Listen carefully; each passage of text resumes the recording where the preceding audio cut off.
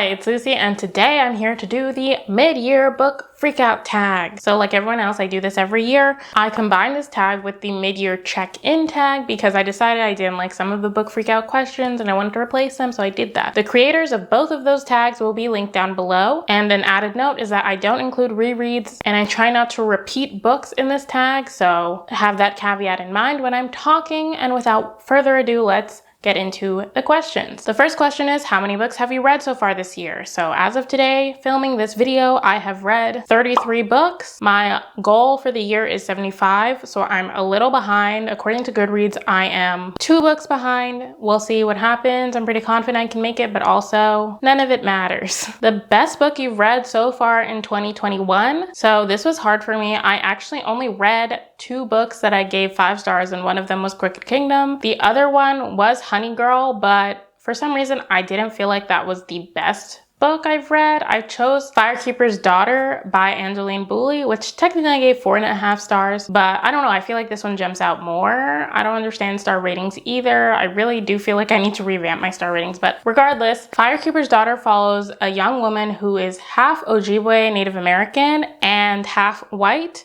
and she's very close to her Native American heritage, and she lives on and close to the reservation as well. And so we're following her as she ends up getting wrapped up in this really big mystery around the reservation. And it's just a really, really good book. It's part thriller because of this mystery aspect, you know, people die, so there's that. But we also get to see her relationship with her heritage, her relationship with her family members, with this heritage and everything. And I found that part to be equally as interesting. I thought the characters were really, really well done because of this, and I just really, really enjoyed that story. I absolutely recommend it, and I'm pretty sure it's pretty popular now, so I'm not the only one. The best sequel you've read so far in 2021. So far in 2021, the only sequels that I have read were part of the Grisha trilogy, and like I said, I don't count rereads, and those were all rereads for me.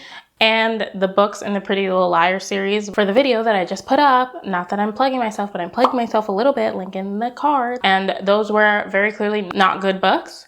I guess technically they would have to be the best because they're the only sequels that I've read that count for this question, but no, so there's no answer to this question. New release you haven't read yet but want to. Rule of Wolves by Leigh Bardugo. The white balance for this is not gonna be well, but this is what the cover looks like. So I was really looking forward to this. I read over half of the whole Grisha-verse to reread this / to watch a TV show, and I have not made that happen yet. I still need to reread King of Scars, and I've just been taking a break. So hopefully this will get read by the end of the year. And when it does get read, there'll be a reading vlog of it. So you have that to look forward to. Most anticipated release for the second half of the year. So because I'm me, I couldn't just choose one this year. So there's one I've already mentioned in my Black History Month tag. I mentioned So Many Beginnings. I'm still looking forward to that, by Bethany C. Morrow, I should say. And yes, it is a Little Women retelling with Black main characters, and I'm really looking forward to that. I actually do really like Little Women, I guess, known fact about me. I'm also looking forward to 2 sequels. The Sisters of Reckoning by Charlotte Nicole Davis, which I didn't realize was coming out this year, but now I do. So I'm saying it.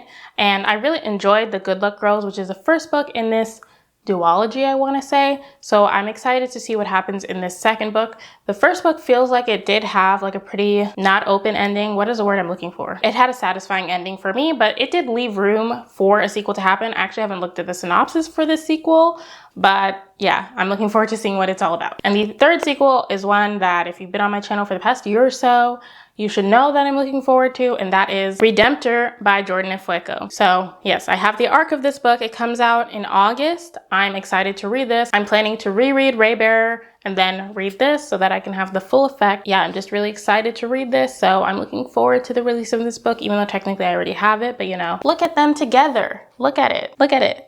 Biggest disappointment? I also chose 2 for this question because I felt like it. The first one I chose is She's Too Pretty to Burn by Wendy Hurd. This one wasn't a huge disappointment for me, but it just still was disappointing because I thought I would enjoy it and I didn't. And it was disappointing because this is pitched as the Picture of Dorian Gray retelling, and this is simply not that. So that was also disappointing because that was the hook that they used, and it just did not live up to that. It's not really that at all. And the second book that was really disappointing was Hurricane Summer by Asha Bromfield. This was disappointing to me as well because I thought I was going to enjoy it, which is why I read it, why I requested an arc of it. And it just was disappointing in the end because the story wasn't what I expected it to be, which is not the story's fault, but also what the story I felt that it promised, this did not deliver. It was much more melancholy than I expected, and I expected some melancholy because this is supposed to be the main character discovering something about her family, but the ultimate way it ended really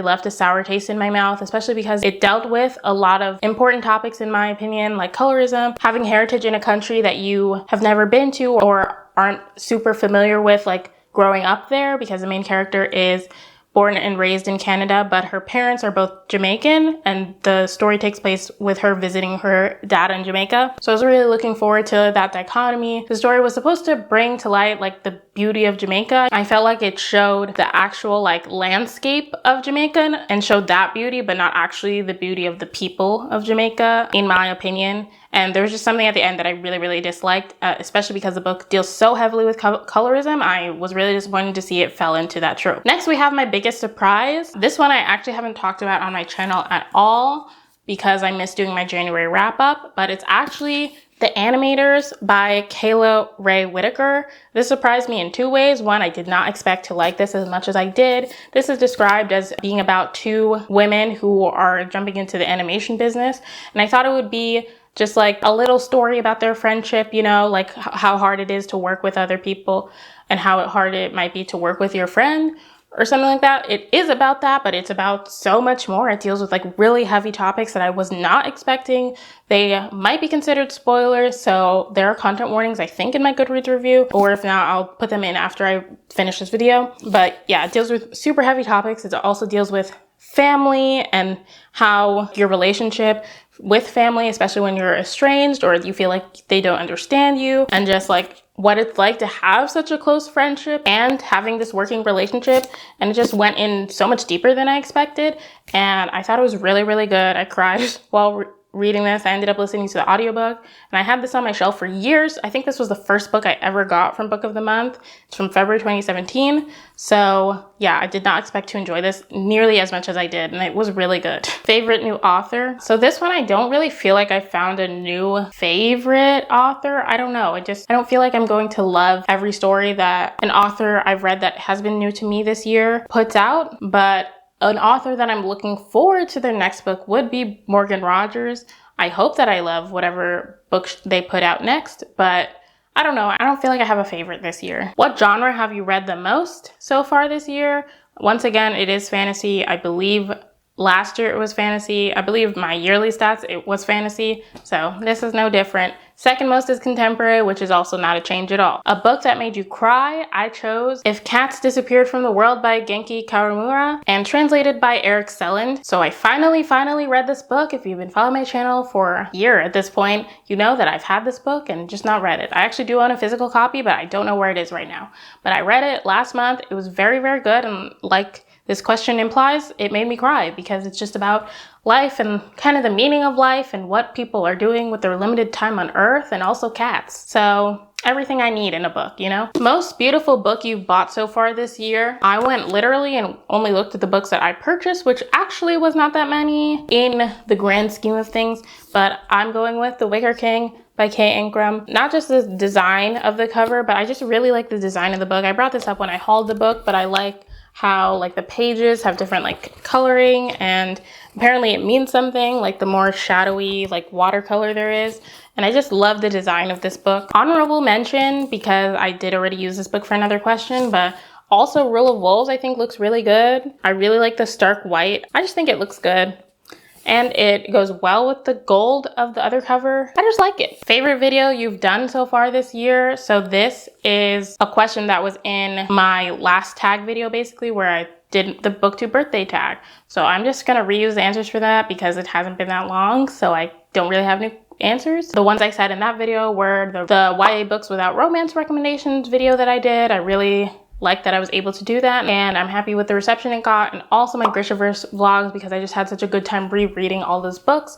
And honorable mention, because in the other video I mentioned the first Pretty Little Liars video, my second Pretty Little Liars video, contrary to popular belief and how I made it seem in that video, honestly, I did, you know, generally have a good time reading those. Like, They're a lot of trashy fun, in my opinion. For me, it's a kind of fun to rip apart like a trashy book from the mid 2000s. So I did enjoy doing that, and I've been really enjoying reading your comments on that video. So honorable mention to that. And the final question is, what books do you need to read by the end of the year? As usual, all of the books on my 2021 TBR. I'm always really behind in that like little challenge I set for myself. I really probably should stop setting it, but I think I'm even further behind because I haven't been paying attention to it at all.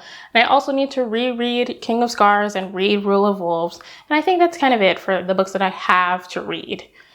And also I need to read Redemptor because, you know, it's coming out, and I need to reread Ray Bear. Okay, that's it for all the books I have to read. So those are all the questions for this mid-year book freakout tag. In the comments down below, let me know what was your favorite book that you've read so far this year, and also give me a book emoji in the comments down below if you want to comment but don't have anything to say. If you like this video, give it a thumbs up. Subscribe to my channel if you haven't already. Do all the things YouTubers tell you to do. Thank you again so much for watching. I'll see you in my next video. Bye!